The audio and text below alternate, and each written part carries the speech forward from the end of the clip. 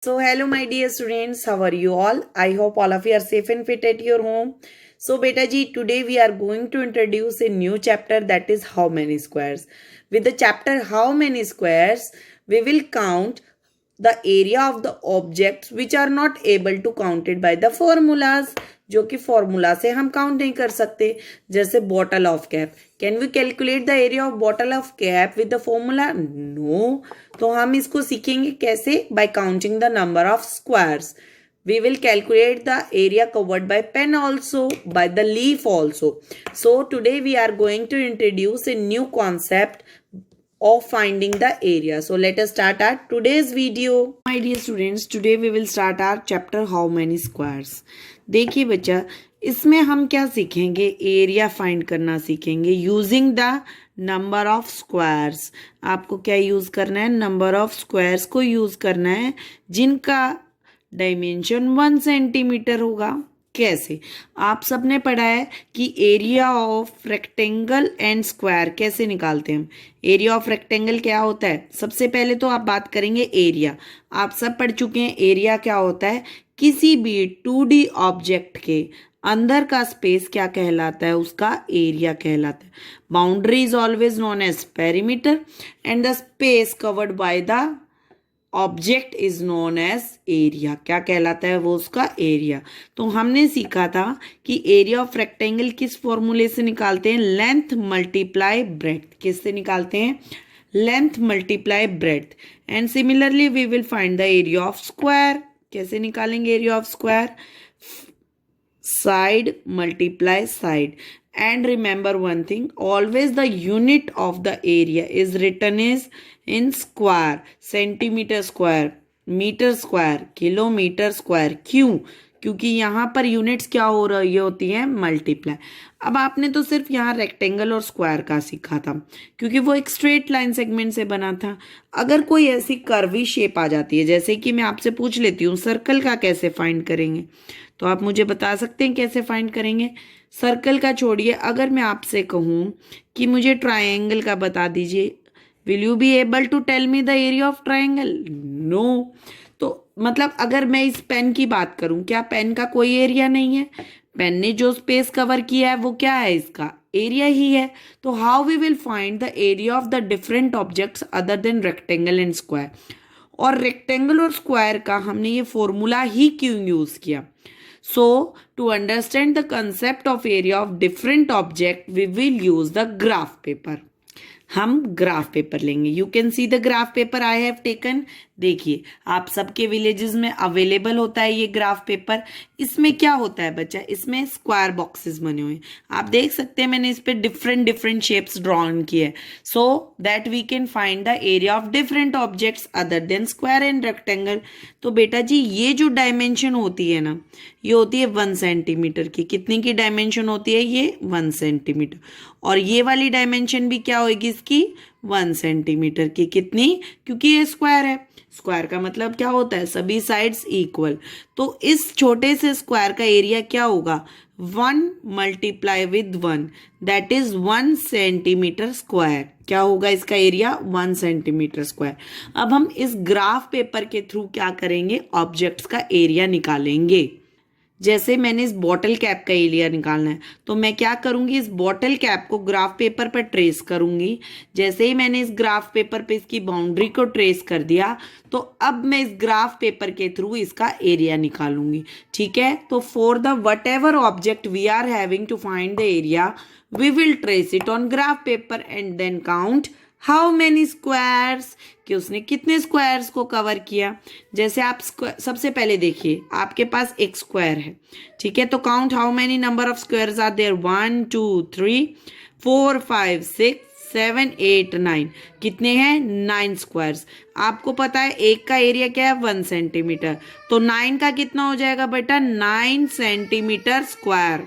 तो इसका एरिया कितना हुआ? 9 सेंटीमीटर स्क्वायर. और आप ऐसे भी देख सकते हैं, 1 + 1 + 1, so this is 3 centimetre. 1 + 1 + 1, so this is also 3 centimetre. what will be the area of square? 3 × 3. क्यों होता है? क्योंकि साइड मल्टीप्लाई साइड होता है.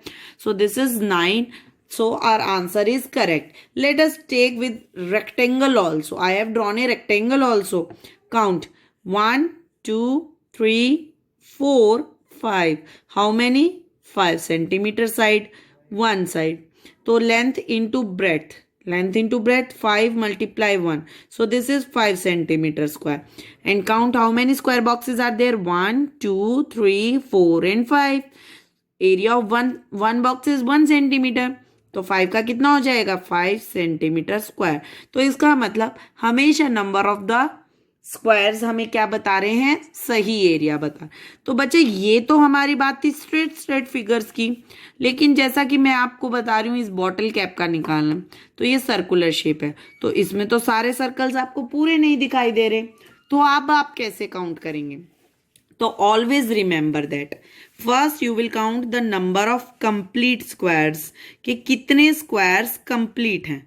Number of complete squares.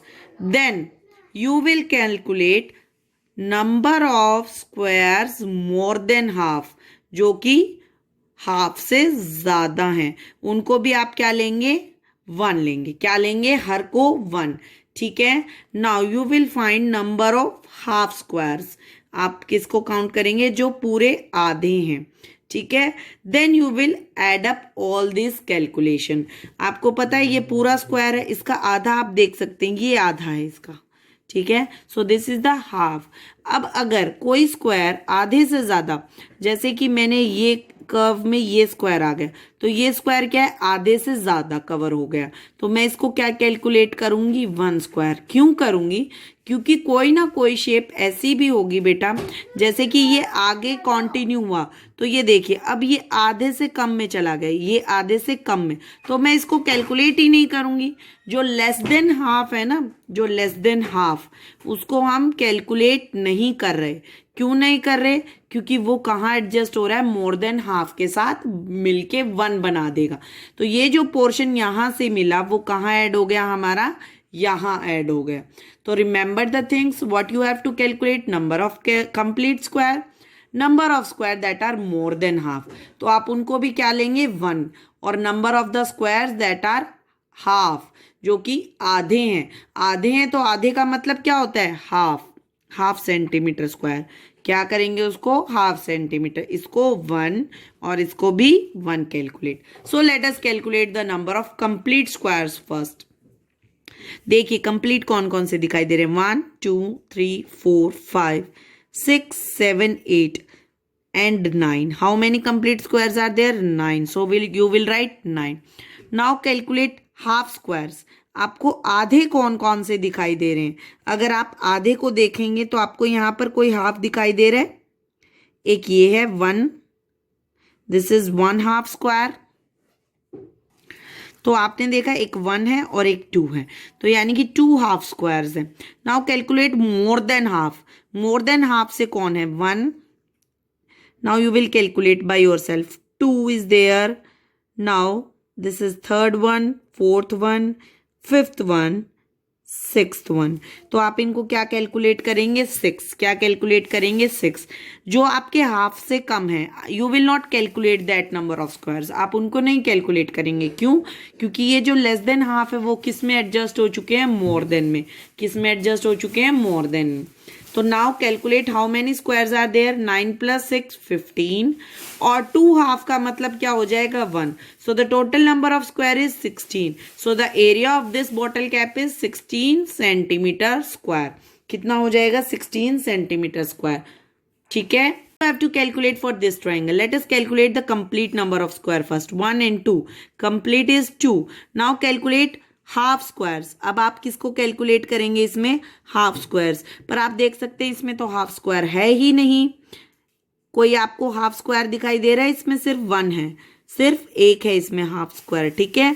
अब कैलकुलेट करेंगे मोर देन हाफ. जो आधे से ज्यादा आपको कवर दिखाई दे रहे हैं इसमें. ठीक है. तो let us calculate. 1 is this, 2 is this and 3 1 is this. So 3. ठीक है. 3 plus half. So the number of total area of this triangle is 5 5.5 centimetre square. ठीक है, ये कितना हो गया? 5.5 centimetre square. Let us calculate for this curvy shape also. So first of all, you will calculate the number of total square. Do it fast. 1, 2, 3, 4 and 5. 5 total squares are there. Now calculate half squares. आपको जो half दिखाई दे रहे हैं आप उनको calculate कर दे. I am not able to see any half, so let us calculate more than half. 1 is there, second one is there, third one is there, fourth one is there, fifth one and sixth one. So plus 6. So the total is 11. How many total? 11. Now calculate for this one. More than half 1, more than half 2 and more than half 3. So let us plus 3 more squares. So we will get 14 centimeter square area. तो हमें कितना मिला? 14 centimetre square area. मैं आपको बार बार बोल रही हूँ बच्चा कि आपको क्या कैलकुलेट करना है? Number of complete squares. उनको क्या कैलकुलेट करेंगे आप? हमेशा 1 कैलकुलेट करेंगे. मोर देन हाफ को भी आप क्या कैलकुलेट करेंगे? 1. क्यों? क्योंकि हम लेस देन हाफ को 0 लेके चल रहे हैं. लेस देन हाफ को हम 0 लेके चल रहे हैं. वो अपने आप को कहाँ एडजस्ट करवा रहे हैं? मोर देन में. और नंबर ऑफ हाफ को क्या काउंट करेंगे? हाफ ही. कितना काउंट करेंगे? हाफ. ठीक है. Now let us calculate for this leave. मैंने एक लीव ट्रेस की है ग्राफ पेपर पे, इसमें कैलकुलेट करते हैं. First calculate the number of total square. 1, 2, 3, 4, 5, 6, 7. ठीक है. 8, 9, 10. So the 10 are there. And 11 also. So I will write the complete squares 11. Now calculate more than half. 1 is there. तो half से पहले हमने ये 2 कैलकुलेट रह गए थे, तो so we will add up 2 more. So 13 complete squares. Now calculate more than half. 1 is there, 2 is there.